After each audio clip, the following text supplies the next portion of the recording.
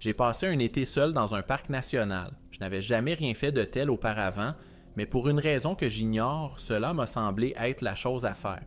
J'étais à l'université et j'avais toujours aimé la nature, alors j'ai décidé d'essayer. Après tout, qu'est-ce qui pourrait être pire? J'ai passé tout l'été à camper et j'ai adoré ça. J'ai passé beaucoup de temps dans différents terrains de camping et vers la fin de l'été, j'ai commencé à camper dans des endroits plus éloignés. Dans l'ensemble, je n'ai eu que de bonnes expériences, à l'exception d'une fois où il m'est arrivé une rencontre folle. À la mi-haute, j'ai entendu de la musique dans la soirée et je n'arrivais pas à comprendre d'où elle venait. J'avais l'impression qu'elle venait d'au-dessus de moi. J'ai campé dans cette vallée et il y avait un sentier qui menait au belvédère, mais le sentier se trouvait à environ 800 mètres de l'endroit où je me trouvais. Je n'ai pas vu beaucoup de monde et je n'avais jamais entendu cette musique auparavant. Je n'arrivais pas à comprendre de quel genre de musique il s'agissait. Peut-être que des enfants s'y amusaient, mais je n'en étais pas sûr. Mais j'étais curieux, alors j'ai commencé à marcher vers le sentier pour voir d'où venait la musique. Au fur et à mesure que je montais, la musique devenait de plus en plus forte, mais elle était loin du sentier principal, dans cette forêt épaisse. J'ai donc quitté le sentier principal et je me suis dirigé vers la direction du son. Et j'ai fini par trouver une petite ouverture dans la forêt. Elle avait l'air d'avoir été un peu piétinée, et je pouvais voir qu'on y marchait souvent. Je me suis alors rendu compte qu'il ne s'agissait pas de musique, mais d'une sorte de chant qui devenait de plus en plus fort. Cependant, je ne pouvais pas comprendre ce qu'il disait. J'ai suivi le sentier battu sur une vingtaine de mètres, et j'ai vu un serpent à sonnette couché en travers du chemin. Je me suis approché très prudemment car je voyais bien qu'il ne bougeait pas, et en l'examinant, je me suis rendu compte qu'il était mort. Quelques mètres plus loin sur le sentier, trois autres serpents gisaient sur le côté, perpendiculairement au sentier. Je me demande alors sur quoi je viens de tomber. Plus loin, sur ce sentier battu, j'entends un bourdonnement. Je continue à marcher dans cette direction, mais je m'approche très lentement. Je remarque qu'il y a une clairière qui se dessine.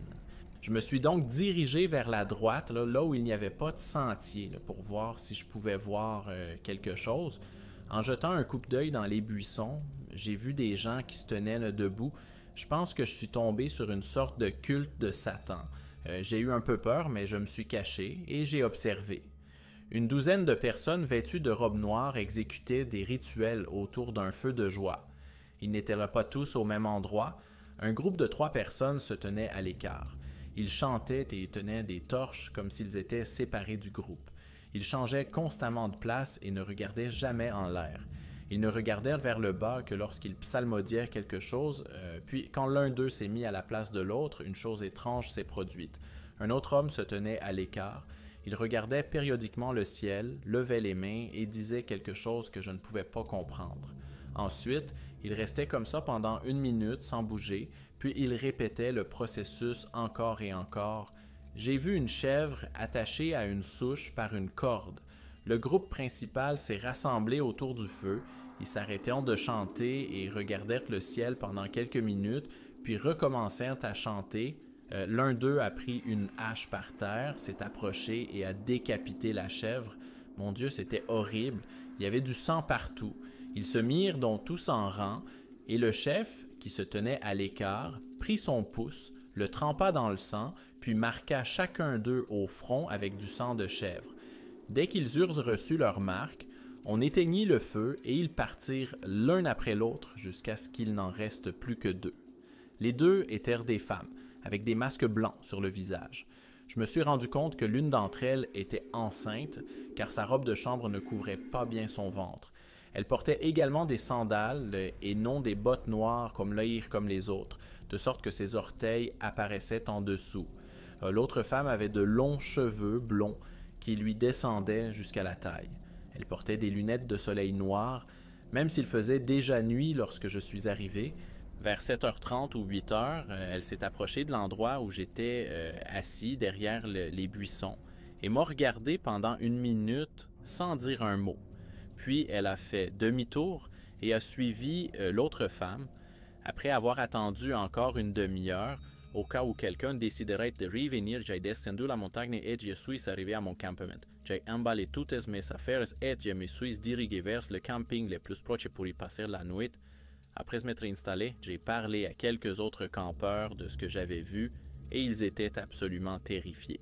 Je n'ai pas dormi longtemps cette nuit-là et pour le reste de l'été, qui heureusement n'a duré que 15 jours, je n'ai plus jamais séjourné dans les terrains de camping, sauf dans les emplacements prévus à cet effet. Je ne savais pas ce qu'ils faisaient là, mais c'était le spectacle le plus fou que j'ai jamais vu. Ils étaient loin de toute civilisation. Je n'avais aucune idée de ce qu'il fallait en penser. C'était digne d'un film d'horreur. Je m'attendais à ce qu'ils sacrifient des humains plutôt que des animaux. Le lendemain, j'ai fini par raconter ce que j'avais vu au garde forestier. Quelques jours plus tard, j'ai pu le contacter et il m'a dit qu'il avait trouvé l'endroit où il pratiquait ses rituels. Apparemment, ce n'est pas le seul culte qui s'est déroulé dans le parc cet été-là.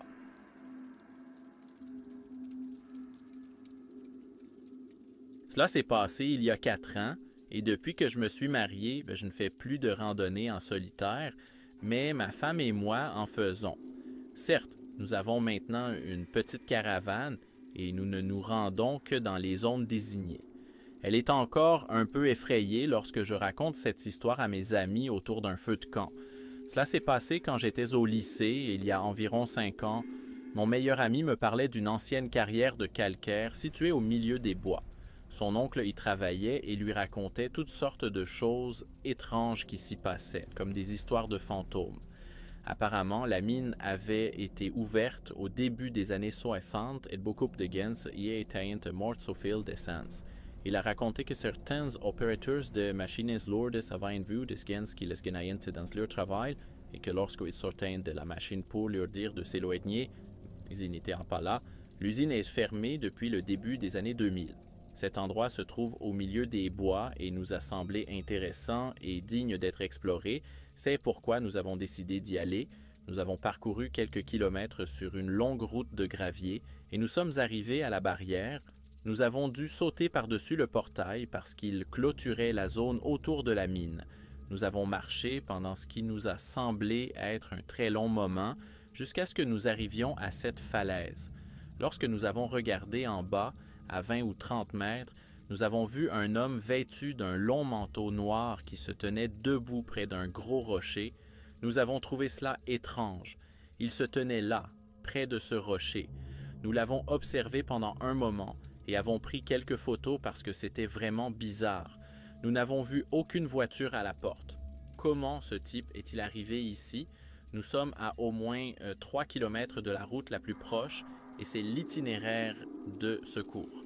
Ce type a sorti un petit sac et a commencé à saupoudrer quelque chose sur un rocher. D'où nous étions assis, nous ne pouvions pas voir ce que c'était. Puis, il a commencé à dire quelque chose, mais comme nous étions trop loin, nous ne pouvions pas comprendre ce qu'il disait. Après l'avoir observé pendant un moment, nous avons décidé de le contourner et de descendre jusqu'à lui. Pour descendre, nous devions nous éloigner de lui et faire un grand virage. C'était soit ça, soit nous allions tomber de la falaise avec toutes ces pierres branlantes. En y réfléchissant bien, ce serait stupide de descendre parce que nous n'avons aucune idée si ce type a une arme ou s'il est même sain d'esprit. Mais nous avons décidé de descendre quand même. Alors que nous tournons le coin, nous regardons vers l'endroit où il se tenait près du rocher et il est introuvable. Il a complètement disparu. Maintenant, il n'y a vraiment aucun endroit où il pourrait se cacher. Nous avons vérifié tout autour, à moins que ce type ne soit un sprinter olympique, il était impossible qu'il ait pu aller aussi vite. Mon ami et moi étions abasourdis. Avons-nous vraiment vu un fantôme? Mon ami a dit « Honnêtement, je ne sais pas. Honnêtement, je ne sais pas quoi croire. Ce n'est pas possible qu'il soit parti si vite, mais ce n'est pas non plus possible que nous ayons vu un fantôme. Je ne sais pas ce qu'il en est. Cela me déconcerte encore chaque fois que j'y pense, mais c'est la chose la plus surnaturelle dont j'ai été témoin. »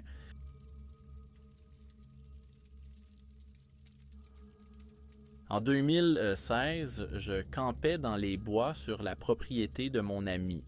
C'est en fait la maison de ses parents et c'était après ma première année d'université.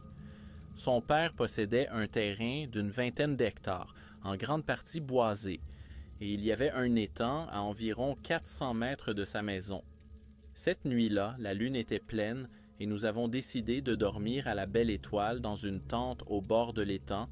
Nous avions bu cette nuit-là, mais seulement quelques bières quand c'est arrivé.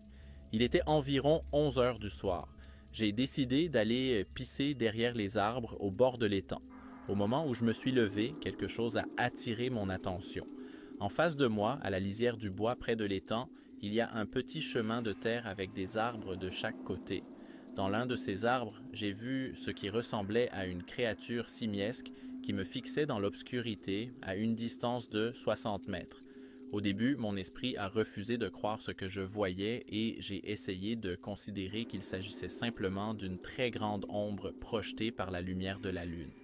Mais après quelques secondes d'observation, je me suis rendu compte que la créature bougeait légèrement tout en restant parfaitement immobile. Sa tête s'inclinait légèrement de haut en bas et ses yeux semblaient me regarder directement. Bien qu'ils aient pu refléter la lumière, la créature est restée immobile pendant environ 30 secondes, puis elle s'est tournée sur le côté pour montrer son profil et a ensuite couru incroyablement vite à travers les bois. Depuis l'endroit où il se tenait, il a parcouru la distance plus vite qu'un humain. Il a parcouru la distance plus vite qu'un humain ne pourrait le faire, me laissant dans un état d'hébétude totale. Il m'a fallu toutes mes forces pour ne pas crier, car à ce moment-là, j'ai compris sans l'ombre d'un doute que ce que j'avais vu me souhaitait du mal s'il en avait la moindre chance. Ayant repris un peu mes esprits, je courus vers mon ami allongé sur le sol. Je lui ai demandé s'il avait vu ce que j'avais vu, pensant que j'étais peut-être en train de délirer. Il m'a raconté exactement ce qui s'était passé, mais il ne pouvait pas vraiment expliquer ce que c'était, à part quelque chose de grand et de poilu qui courait très vite. Même après en avoir parlé plus tard dans la nuit, aucun de nous n'a pu trouver d'explication raisonnable à ce que nous avions vu. Si ce n'est une sorte de grande créature, ce qui rend les choses encore plus terrifiantes parce qu'il n'y a rien de tel là où nous vivons.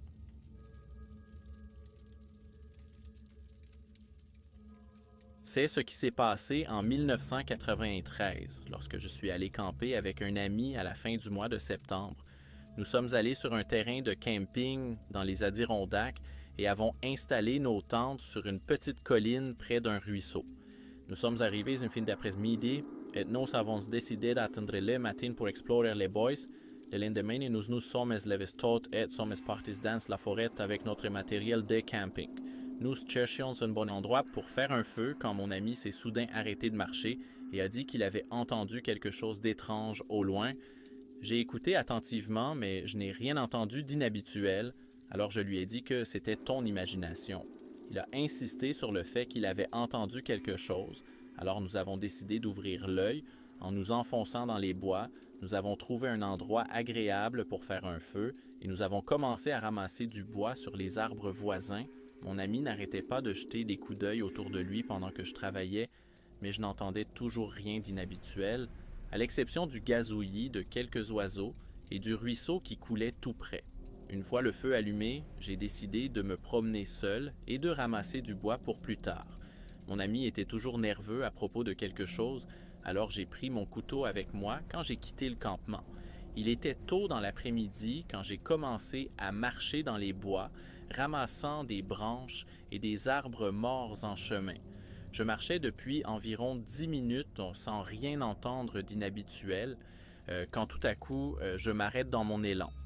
J'ai entendu un grand bruit de craquement venant de quelque part devant moi. On aurait dit deux grosses branches d'arbres qui craquent en même temps.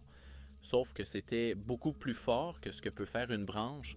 Ce qui faisait ce bruit devait être énorme. Je suis resté figé pendant plusieurs secondes avant de décider de faire demi-tour et de retourner au camp. Mais en me retournant, je vois du coin de l'œil un mouvement sur le flanc de la colline au-dessus de moi.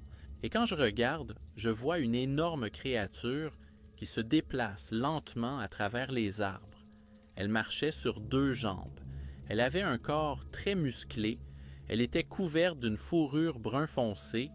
Ses bras étaient longs et elle tenait quelque chose dans ses mains, mais je ne pouvais pas voir ce que c'était d'où je me trouvais. La créature semblait chercher quelque chose. Elle se déplaçait le long de la colline Elle s'arrêtait toutes les quelques secondes et jetait des coups d'œil autour d'elle. Je suis resté là à l'observer pendant un moment, complètement figé par la peur. Je savais que si je courais, elle me verrait et me poursuivrait. J'ai donc décidé de rester parfaitement immobile. Il n'était qu'à quelques centaines de mètres de moi quand je l'ai vu pour la première fois. Mais il s'est éloigné au fur et à mesure que le temps passait. Après quelques minutes, la créature a disparu derrière des arbres sur le flanc de la colline. J'ai attendu encore un peu avant de décider de retourner au camp. Quand je suis arrivé, mon ami m'a demandé où j'étais. Il m'a dit qu'il avait entendu quelque chose bouger autour de nous pendant que j'étais parti. Il a dit qu'il n'avait rien vu. Je n'ai jamais vu le visage de cette chose, mais je suis convaincu que c'était un Sasquatch. Il avait le même type de corps que la créature que j'ai vue, et aucun autre animal ne peut faire ce genre de bruit.